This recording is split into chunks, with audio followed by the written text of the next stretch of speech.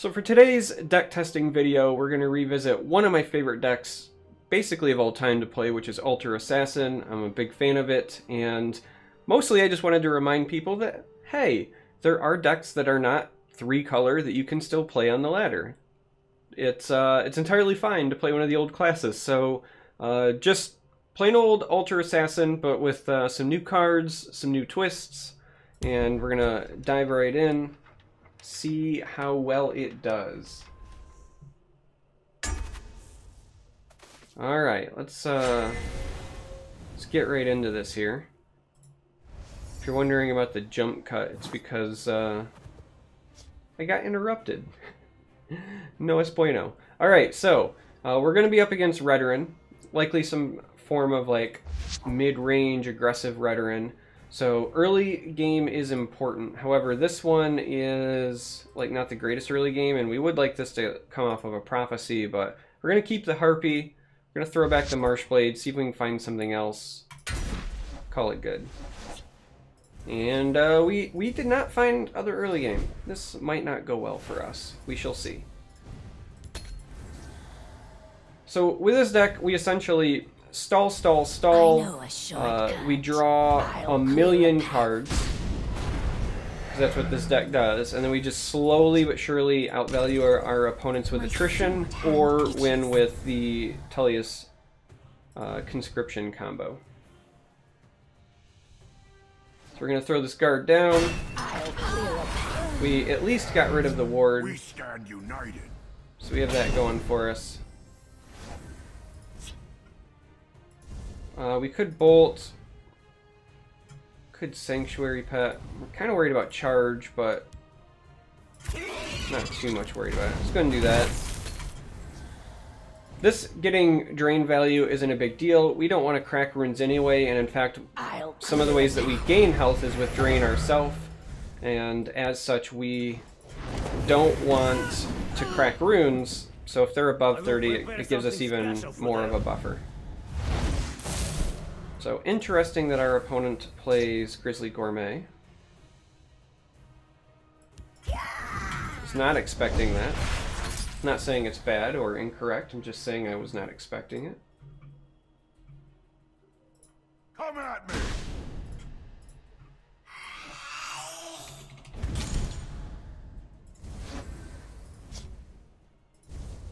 Alright, so I mean, we're clearly going to trade here. Takes the most damage off the board. I really would like to develop Queen. I'd also really like to develop bolting something. Leaf Lurker doesn't help us a ton, but Altar is probably the play because we can also use it on the Sweet Roll to fetch an Ungulum and start going from there. So we're going to go ahead and do that. We're going to take some damage this turn. That's unavoidable. The Night Mother will guide us. But at least attempting to start the Altar train is beneficial. Strong chance they just value trade into the Ungulum, keeping me from doing more things. It's worth noting we don't have like any of our good stabilization tools. We don't have Ice Storm, which would be fantastic for us here.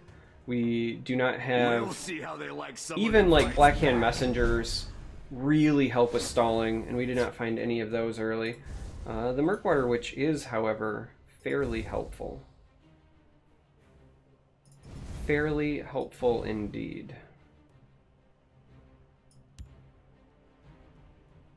We're gonna go ahead and do this. And then we're gonna keep the train going.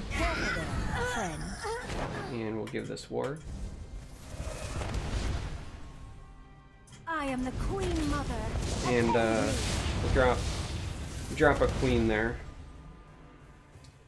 Highly unlikely that Queen sticks. In fact, there's a really strong chance that we eat an Earthbone Spinner here. That would be the worst case scenario for us. As long as I draw breath. We fight for all Sky. All right. I am ready to join the circle. Don't make me laugh. That one rune break destiny is for Gave our opponent an awful lot of value. But it's not the end of the world for us. So, lots of things that we want to do here, but first we're going to start with this Ward Crafter over here. And we're also going to go ahead and Leaf Lurker this. Get this trade here because we desperately need the health. And then we're going to chew this. Sadly, there's a lot of things that we want here. Sadly, we've already drawn some of them. Our ideal scenario would be a spider that became our sweet roll. Courier is not bad. The Night Mother will guide And us. of course now is when we get the Blackhand Messenger. But we do at least get some more drain. The downside though, they can still crack runes, which means the Marauder is going to get more value. That's what we were trying to keep him off of. But having already drawn a Courier, having already drawn a Spider, it was not working in our favor in terms of probability. On the plus side, We'll hold no matter what. we do have the ability to chew through this side as of right Wait. now. Did you hear that? At least we did until the Marked Man came down.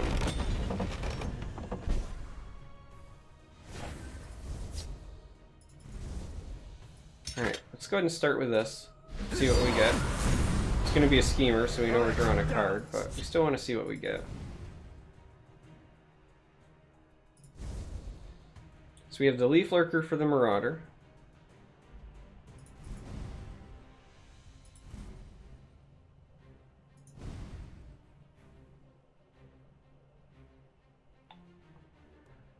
And we probably have Ring and the Lightning Bolt as our other play, because we got to pull some more damage off the board. Stendarr, give me strength. Do not take you. It's just a matter of where. Like this is probably going to chew here, gain us 6 more health. We are not amused. The forest is my cloak. Let's go ahead and do that. So again, we could Lightning Bolt this, or we could develop a Marsh Blade and drain something. We are at a pretty comfortable health total, but I think that this is a pretty demoralizing play. Puts them down to 2 cards. So as long as they don't draw like a Jarl to refill their hand or cycle through a bunch of additional cards. I mean, it is Crusader. They have a lot of card draw available to them. But instead they just concede. Okay, so we ran them out of resources, we gained enough health, we stabilized, and we did so without Ice Storm. So that is a great win for us there. In case you haven't caught it from recent videos, my life is in chaos as I was super busy at work, and then I was also trying, well, I'm still trying to sell my house and buy a new one. So if you're wondering why my rank is so low, it's because I have barely played 50 games all season on the ladder. I've been playing, it's just been casual because it's usually while I'm driving around to and fro to see houses and things, and I don't want to play ranked when I can't focus, so in case you're wondering, that's what's up there. But we're going to go first against Battle Mage. For mulligans, while altars are great, we don't want them in the opener. Same thing with Brynjol. We want early game. We will, however, keep the pet. And that is a much, much, much better opener. In fact, this is almost ideal. So, in thinking about this list and potential other changes, I can't help but think about like wanting almost to fit Thorana in, if I'm being entirely honest. It would really only affect Ice Storm, Lightning Bolt, Drain Vitality, but doing it to Drain Vitality might just be good enough if I'm being honest. Like, that's the appeal to me, is just shuffling them back in, because we have no other ways to interact with it. We're not running Wordwall, we're not running Greybeard Mentor. If you're wondering why, basically Drain Vitality is in the spot that I would run Firebolt, because other than the first time you play it, it's just better than Firebolt on second and third copies anyway.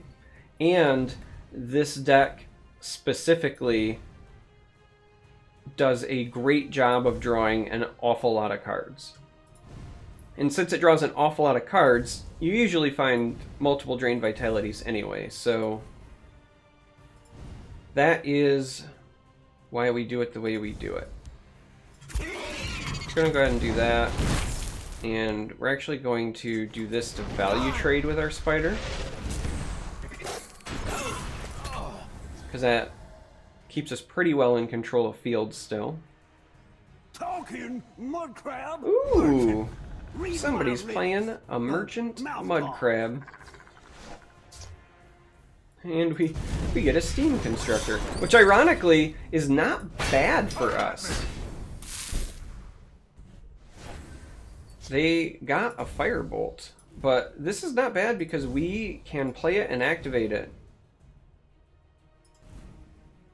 And that's exactly what we're going to do. We're going to pair it with this Harpy.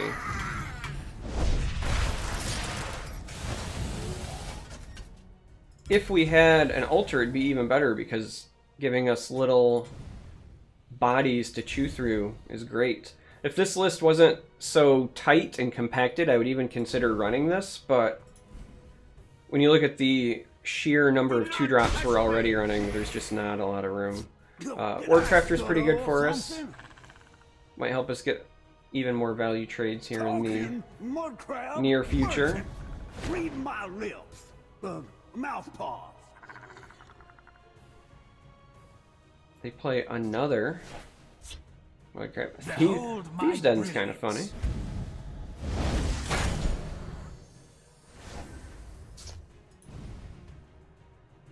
Thieves' Den, kind of funny.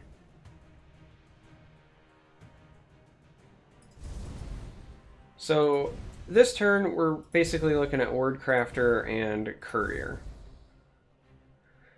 And we want to trade into this because this pulls the most damage off the board. It's just kind of a bummer because due to the Hatchery Meddler, we do lose the other 2 creatures here. We also, there's no reason, like, he'll trade into this and then we end up having to do this anyway, so there's no reason to give him the value. So we're going to go ahead and do that. And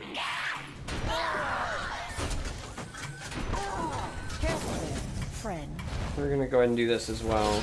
Got to pull that off. My sword And that will at least serve as a speed bump.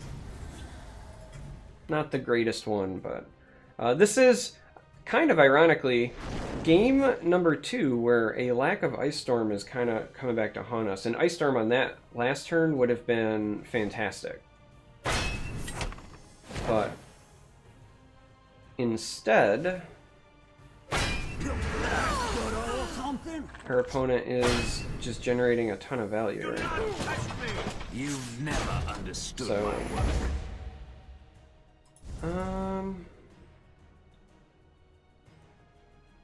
2 choices. I think we just take this. Ice Storm's still entirely welcome.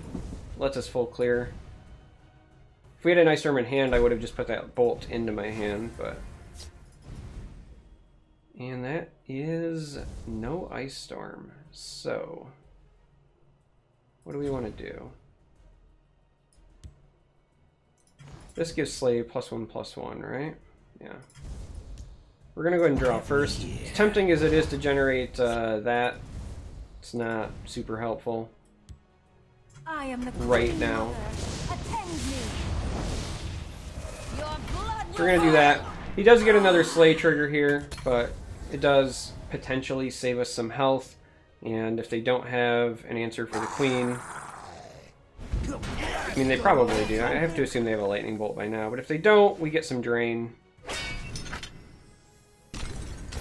Working in our favor.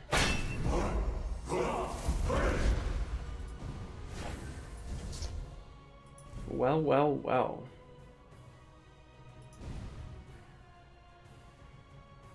That is potentially problematic. Let's go ahead and do this and see if we can draw an answer. That is helpful. That at least lets us get rid of the crab.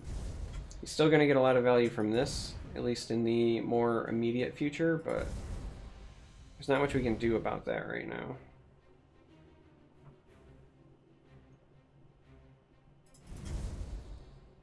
We can't play this and the drain, sadly. The drain is basically a requirement, so stall, stall, stall. We are not amused. And we might as well develop this for giggles.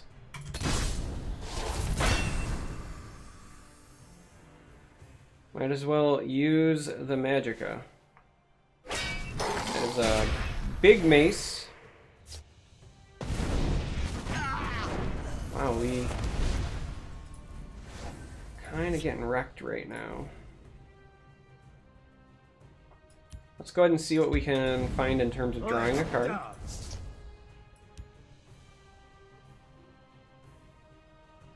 Let's get this down. Careful there, friend. Speed bump. The problem is he continues to draw cards from this, otherwise we would run him dry rather quickly. He's going to get a lot of value from that, but... And he's going to get to draw a card from the Elite. Interesting. He baited me! He knew all along with his Mudcrab Merchant that I would not be able to resist with the Thieves' Den. But right now we're actually in a decent spot. This could be worse. And I say that strictly because There's always a way, and I can this always find is going to go get us this, and that's really good for us right now. Your blood will spill. I like having the guards here. Now that we know that he runs a lit, though, we're not going to get him closer, but this is fine. And then we'll wait. We do have Brynjolf coming next turn, so barring some sort of silence or hard removal, this will hopefully allow us to start stabilizing. Behold my brilliance.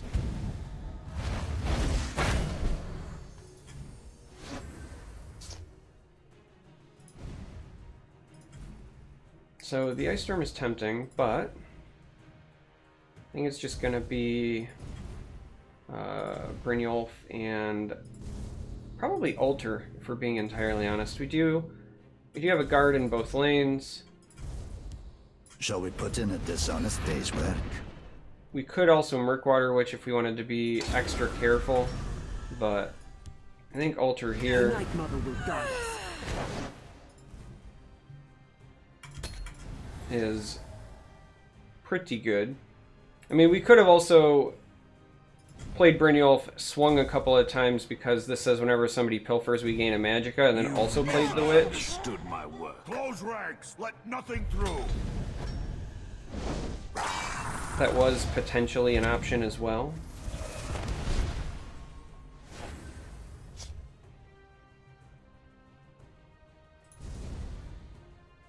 Interesting. So we have the Ice Storm to clear. I can smell your feet. Let's go ahead and get some health.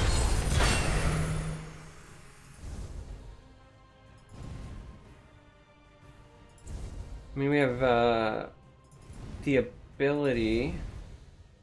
We're at 14 Magicka. We could go 15, 16, 17. Can't quite get to enough to double those even if we do other shenanigans, so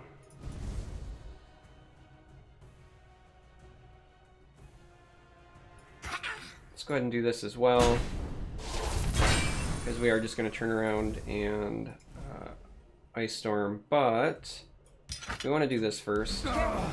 Friend. And yeah, we'll ward that up. Protect it from our Ice Storm.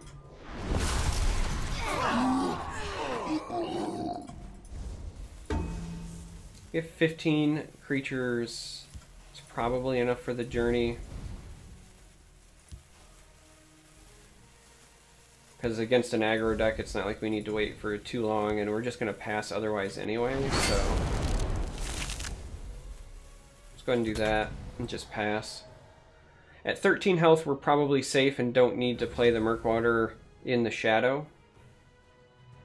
They do have 12 Magicka and 4 cards. They could theoretically kill us with a big buffed charging creature, but...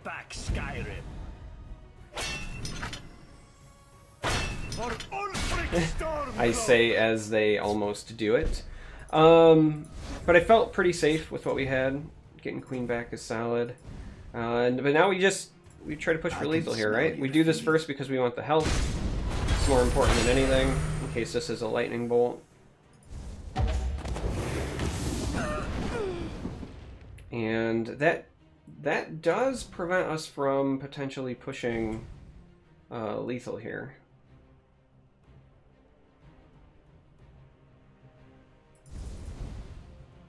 It does, it does. So we actually are just going to conscription and then go from there, depending on what we get. But that was problematic just now.